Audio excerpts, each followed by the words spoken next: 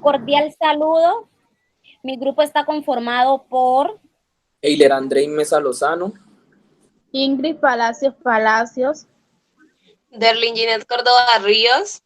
Tania Yulesi Rodríguez Palacio. y quien les habla, Angeli Patricia Perea Romaña.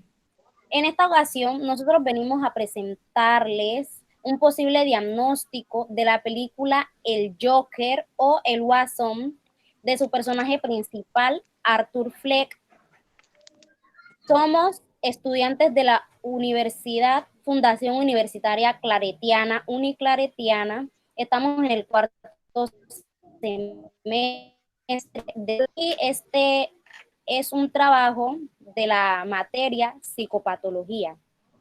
A continuación, mi compañero Andrei les va a presentar un poco acerca de los síntomas que evidenciamos en la película El Joker en Arthur Fleck. Bueno, Arthur Fleck, de aproximadamente 40 años de edad, era un hombre solitario, de contextura delgada extrema. Era limpio, ordenado y de buen semblante. Profesión de payaso y vivía con su madre adoptiva y no tenía como muchos amigos íntimos. Tenía unos síntomas, era fumador, sufría de ansiedad, ataques de risas involuntarias constantemente, era solitario, tenía unas descargas de ira violentas, sufría de delirios, alucinaciones visuales y cuando cuenta de no haber sido feliz durante todo lo largo de su vida. Se refiere a su vida como una comedia. Eh, Él tiene unos antecedentes. Él estuvo internado, fue medicado, asistía a la terapia con la trabajadora social y la madre sufría de psicosis delirante y trastornos de la personalidad narcisista. En su infancia fue criado por su madre, fue maltratado, como les decía, fue criado por su madre, maltratado, abusado, sufría desnutrición, tenía contusiones en la cabeza, o sea, prácticamente fue como, por decirlo así, una infancia infeliz porque padeció de muchas necesidades afectivas y económicas. A continuación, mi compañera, eh, mi compañera va a seguir con la explicación.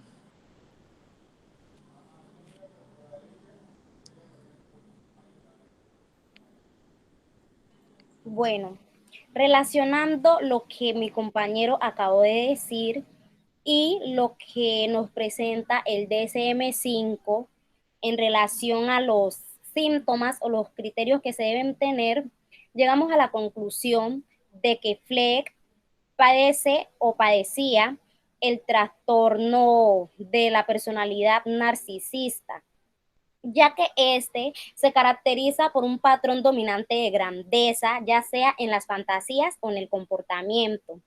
Y hay una necesidad de admiración y de falta de empatía por parte de la persona que padece este trastorno. Y esta a su vez comienza en las primeras etapas de la vida adulta y se puede presentar en diferentes contextos. Y para diagnosticar un trastorno de este tipo narcisista, el paciente o la persona debe cumplir como mínimo con 5 criterios o 5 síntomas, pero también puede presentar más. Entonces, que presenta el DSM-5 para el trastorno narcisista, pudimos identificar en Fleck 6. El primero de este es, nos dice que la persona tiene un sentimiento de grandeza y prepotencia, es decir, que en Arthur lo evidenciamos cuando se refería a que, digámoslo así, tiene el talento de hacer reír a las personas, que era un comediante, un excelente comediante, pero este era un talento o una habilidad que simplemente la veía él mismo, los demás no se la atribuían o no la veían en él. El segundo, que nos dice que esta persona está absorto en fantasías de éxito, de poder, brillantez, belleza o amor ideal ilimitado. Pero en Arthur evidenciamos, digámoslo así, el de éxito más que todo, porque gracias al talento que él decía tener, quería también tener su propio stand-up comedy, ser reconocido por ese talento que él decía tener. El cuarto de estos criterios nos dice que la persona tiene una necesidad excesiva de admiración, por lo que ya había mencionado anteriormente. Él, como pensaba que tenía ese talento o creía que tenía ese talento de hacer reír a las personas o pensar que era un buen comediante, él quería que las personas lo reconocieran por ese talento que tenía o que él decía tener. El quinto, que nos dice que la persona muestra un sentimiento, por decirlo así, de privilegio o que quiere ser tratado como una persona, digámoslo así, especial digámoslo así, por el talento que decía tener. Entonces, digámoslo así, él, por ese talento que tenía, lo mínimo que esperaba es que se cumplieran, por decirlo así, sus expectativas. Que lo mínimo que espera un comediante al referir sus chistes es que el público o las personas que lo están acompañando se rían. Pero este era un hecho que en Arthur no se evidenciaba o no pasaba, ya que, digámoslo así, las personas lo categorizaban como una persona sin gracia. El criterio 8, que nos dice que con frecuencia estas personas envidian a los demás o sienten que otras personas lo envidian a él, y en Arthur pasaba que él sentía envidia por los demás, porque era una persona que, digámoslo así, era rechazada, alejada, humillada por la sociedad, y sentía que no tenía el mismo trato que los demás o no tenía las mismas oportunidades que tenían los demás. Entonces, por esto, él envidiaba a las otras personas. Y el último criterio, que es el 9, que nos dice que estas personas muestran un comportamiento o una actitud arrogante de superioridad, que se puede evidenciar en Arthur en las últimas partes de la película, cuando es arrestado por los asesinatos que cometió y que, digámoslo así, su fanaticada lo rescata y lo tiende en el carro donde está inconsciente, y cuando ya recobra la memoria, se levanta y alza sus brazos como expresando o diciendo o sea, que lo estaban alabando a él, que lo estaban mirando a él, porque él era una persona ignorada, por decirlo así, en la sociedad. Pero en ese momento toda la atención de esas personas estaban dirigidas hacia él. Él estaba siendo venerado, estaba siendo observado.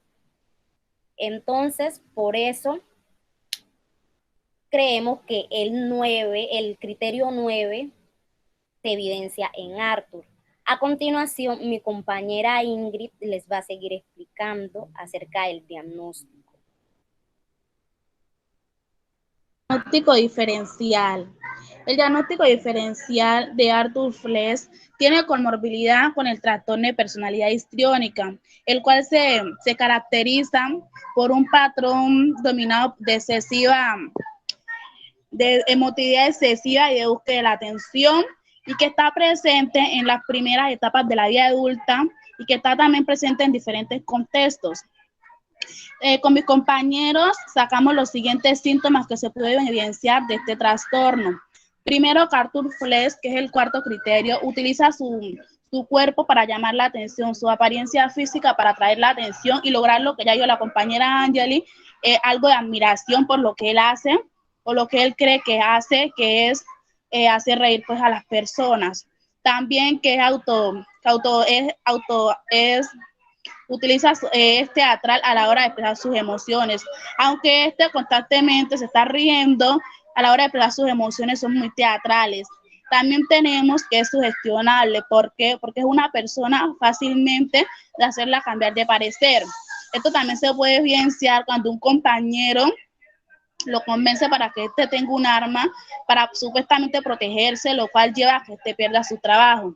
Especialmente con mi grupo decidimos escoger el trastorno de personalidad narcisista, porque además de todos los trastornos que explicó la compañera Angeli, este trastorno de la personalidad histriónica no cumplía con el criterio más importante, que eran las alucinaciones o fantasías que tenía Arthur con la muchacha, donde él tenía alucinaciones de que tenía una relación con ella.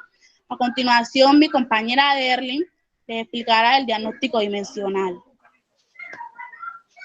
Bueno, en el diagnóstico dimensional encontramos que Arthur, debido a ese trastorno que padecía,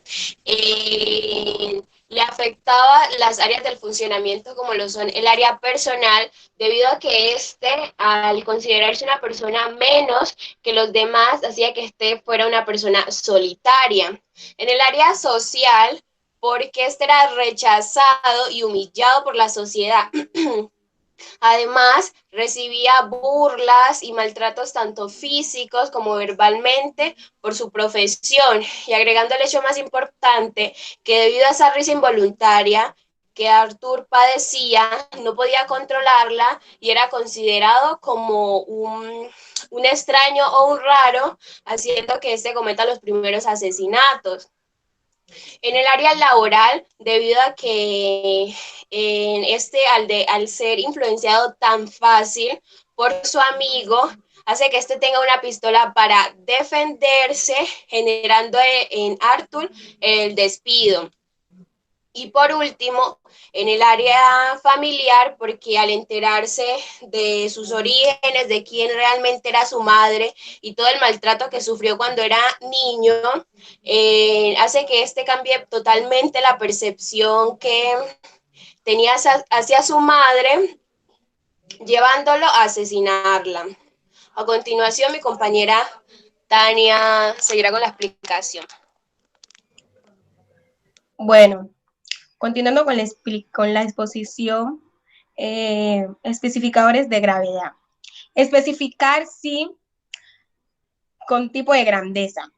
Este subtipo se aplica cuando el tema central del delirio es la convicción de tener cierto talento o conocimientos que no son reconocidos o de haber hecho algún descubrimiento importante.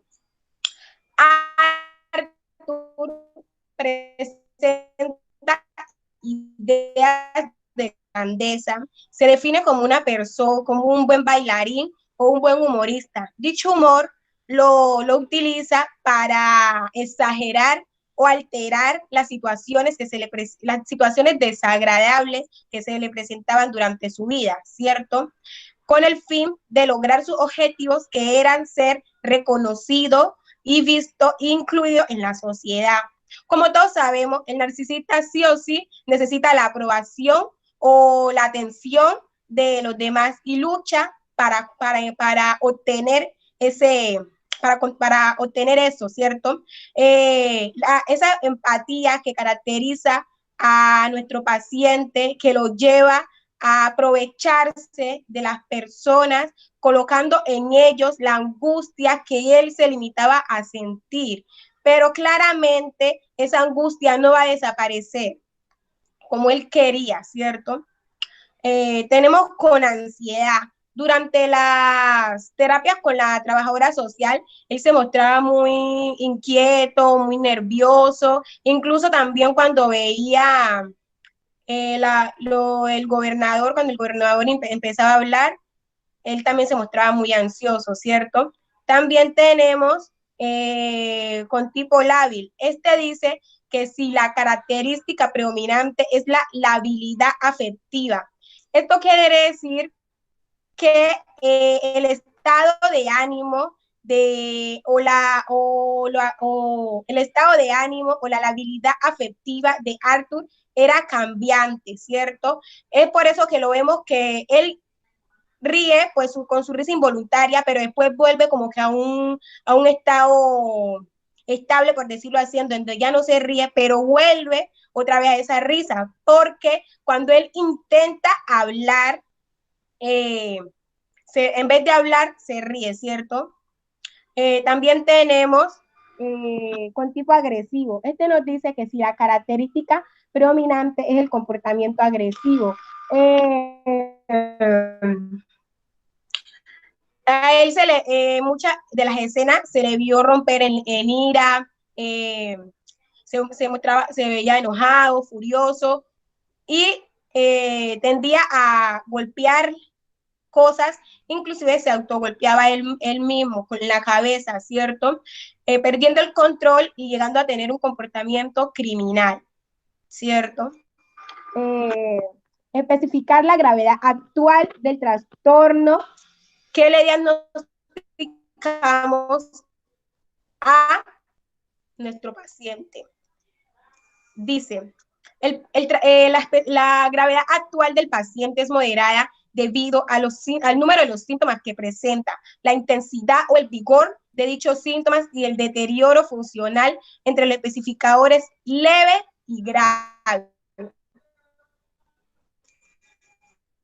Remisión parcial o completa. Los síntomas están presentes en nuestro paciente, pero no se cumplen todos los criterios, pero sí deterioran el funcionamiento, el deterioro del funcionamiento de las áreas social, personal, familiar y laboral.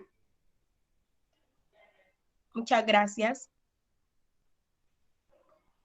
A continuación, vamos a explicar el tercer punto, que consiste en explicar la importancia de realizar un buen diagnóstico en este caso. Con relación a la importancia de realizar un buen diagnóstico en este caso, quisiera mencionar una frase que Arthur menciona durante la película, ya que decía que él era un enfermo mental, solitario, abandonado por una sociedad que lo trata como una porquería. Aquí podemos evidenciar que Arthur tenía unos pensamientos negativos y por todo lo que se dijo anteriormente, tenía pensamientos, digámoslo así, irracionales o no sanos de él mismo y hacia el entorno, hacia los demás, hacia las personas que lo rodeaban.